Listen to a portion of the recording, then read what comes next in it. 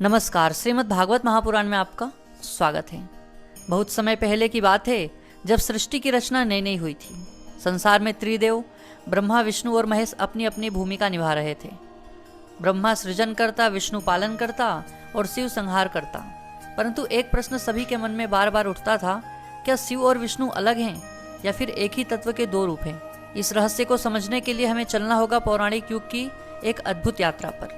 एक बार ब्रह्मा जी और विष्णु जी में यह बहस हो गई कि उनमें से श्रेष्ठ कौन है। ब्रह्मा जी बोले, मैं सृष्टि का रचयिता हूँ, सब मेरे कारण है। विष्णु जी मुस्कुराए और बोले, परंतु पालन तो मैं करता हूँ, अगर मैं ना रहूँ तो सृष्टि कैसे टिकेगी। दोनों देवता आपस में वाद विवाद करने लगे और तभी आकाश से एक तेज प्रकाश स्तंभ प्रकट हुआ, जो अनंत ऊपर और नीचे तक फैला था। ब्रह्मा और विष्णु ने उस स्तंभ को देखकर सोचा, आओ इस रहस्य को सुलझाएं। ब्रह्मा जी हंस के रूप में ऊपर उड़ चले अंत खोजने। विष्णु जी वराह रूप में नीचे पृथ्वी के गर्भ में गए जड़ तक पहुंचने। हजारों वर्षों तक खोजते रहे, पर दोनों को उस स्तंभ का आदि और अंत नहीं मिला। वापस लौटकर वे स्तंभ के सामने खड़े हुए और तभी उसमें से प्रकट हुए भगवान शिव, एक अद्भुत ज्योतिर्लिंग के रूप में। शिव बोले, हे ब्रह्मा, हे विष्णु, तुम दोनों मेरे ही अंश हो। तुम सृष्टि और पालन करते हो, परंतु मूल तत्व मैं ही हूँ, जो ना आदि है ना अंत। एक बार देवी लक्ष्मी और पार्वती में भी यह चर्चा हुई कि उनके पति विष्णु और शिव कौन श्रेष्ठ हैं। शिव जी मुस्कुराए और बोले, जब मैं ध्यान में होता हूँ तो मेरा हृदय विष्णु से भरा होता है। विष्णु बोले, जब मैं योग निद्रा में होता हूँ तो मेरी आत्मा शिव में लीन होती है। तभी प्रकट हुआ हरिहर रूप, जिसमें आधा शरीर शिव का था और आधा विष्णु का। यह रूप सिद्ध करता है कि दोनों एक ही तत्व हैं, एक ही चेतना के दो आयाम।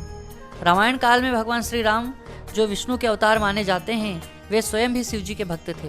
उन्होंने रामेश्वरम में शिवलिंग की स्थापना की और पूजा की। उन्होंने कहा, बिना शिव जी की कृपा के मैं समुद्र नहीं पार कर सकता। यह बात सिद्ध करती है कि विष्णु भी शिव में लीन है और शिव भी विष्णु में। एक बार कैलाश पर शिव जी ने ध्यान के समय श्री हरि विष्णु के सहस्त्र नामों का जप किया। नंदी ने पूछा, भगवान आप तो सब कुछ जानते हैं, फिर यह जप क्यों? शिव जी बोले, जो स्वयं में पूर्ण है वह भी विष्णु का नाम लेकर पूर्णता को प्राप्त करता है। गोस्वामी तुलसीदास जी ने भी रामचरितमानस में लिखा है, शिव द्रोही मम दास कहावा, सो नरक कोटि जाई नर पावा। जो शिव का विरोध करता है और मेरा भक्त कहलाता है, वह करोड़ों नरकों में जाता है। यह पंक्ति स्पष्ट करती है कि विष्णु और शिव दोनों में भक्ति का मार्ग एक ही है।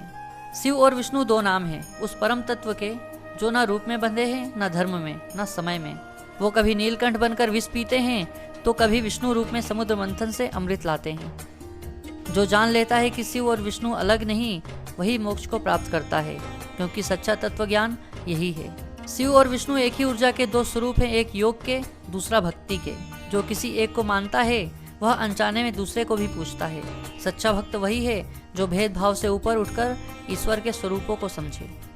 अगर आपको यह कथा पसंद आई हो तो वीडियो को लाइक करें और चैनल को सब्सक्राइब करें। धन्यवाद।